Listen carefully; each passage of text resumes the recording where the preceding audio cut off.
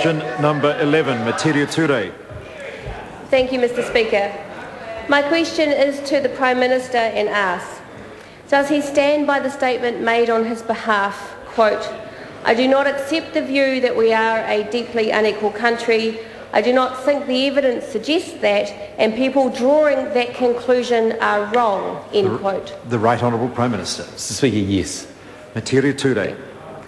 Are the following, who have all said that inequality is a serious problem in New Zealand, all wrong: his own Treasury officials, the New Zealand Council of Christian Social Services, the OECD, and even his own Chief Science Advisor, one of the most trusted people in this country? Are they all wrong? The Right Honourable Prime Minister. Well, Mr. Speaker, I think we all have to accept that there's a degree of inequality in New Zealand as there is in every country around the world. The proposition the member is putting up is that New Zealand is more deeply unequal than other countries, and that's the proposition that we reject. Metiria Turei. Point of order, sir. Point of order. Point of order. The question, while long, was very specific. Are they wrong? And the Minister did not, Prime Minister did not answer that question. I think the members can't expect ministers to say yes or no specifically to whether someone's right or wrong. The Prime Minister, I think, in answering that question, made it pretty clear his view in relation to the issue. I think it was a reasonable answer. Metiria Turei. Okay. Does he stand by the further statement made on his behalf last week, quote, "Having had a very good look at the Welfare Working Group report, I do not see any recommendations there that will increase inequality," end quote?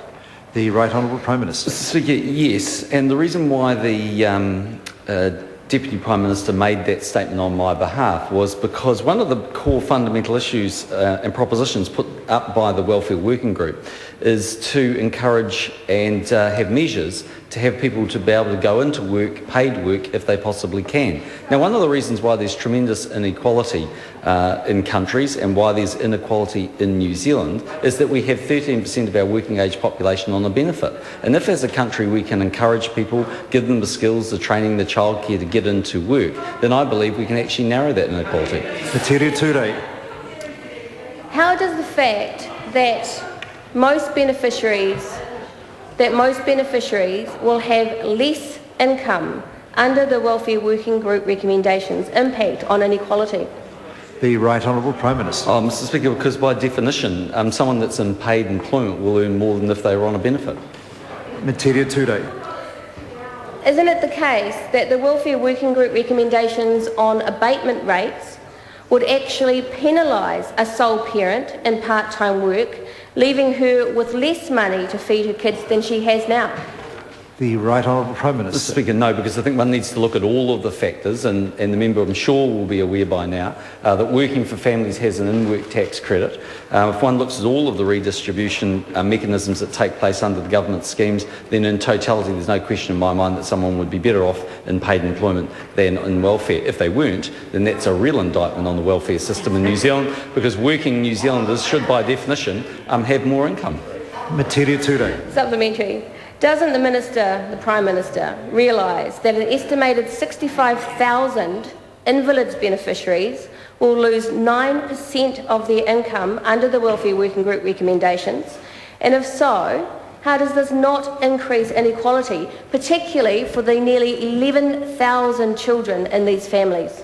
The Right Honourable Prime Mr. Speaker, I think the member needs to wait and see what the final recommendations from the government are. We've seen recommendations from the Welfare Working Group, and as I've said, as a general proposition, their proposition is that if you can work, you should work, and that they came up with 43 recommendations, of which only one the government has said flatly it won't consider. Of the other 42, we would go away and look at that.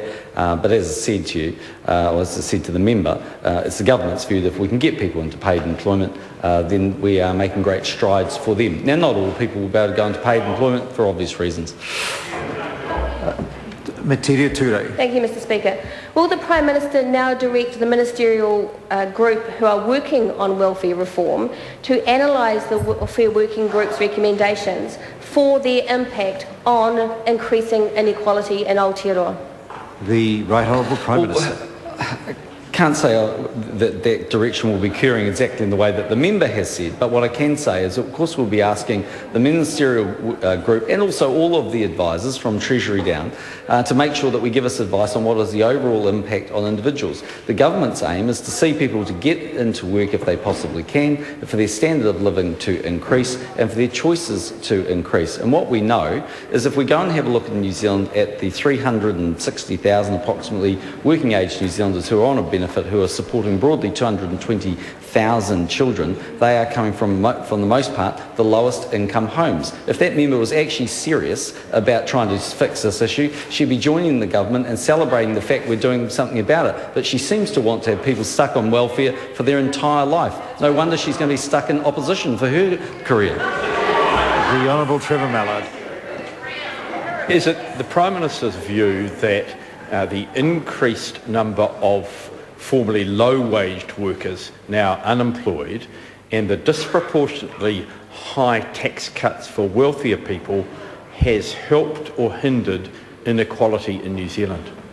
The Right Honourable Prime Minister. Mr Speaker, well, by definition, if someone goes from paid employment to a benefit, then that is negative for them. That's why the government has worked so hard and delivered such an outstanding budget that will have, in our view, about 170,000 jobs created. But I would draw the members' attention to this fact. And that is that the Tax Working Group, when it looked at this issue, reported that the top 10% of income earners pay 44% of all personal income tax. If the impact of working for Families New Zealand Super and other benefits are included, the top 10% of taxpayers in New Zealand pay 76% of all net tax in New Zealand. I'd say if 10% of New Zealanders are paying 76% of all net tax, that's a fair contribution for that 10%. The Honourable Trevor Mallard. Speaker, there was a lot of very interesting... point of order? Sorry, yeah, it is a point of order. A lot of very interesting information, sir, and the question was about the growth in inequality, which was not addressed by the Prime Minister. Well, I thought he did say that if more members go on to benefits, that's negative. I think the Prime Minister used that language. That's negative for equality, and so I think that it may not have been the answer exactly the member was looking for, but I think it would be unreasonable if I ruled that wasn't an answer. Question number 12.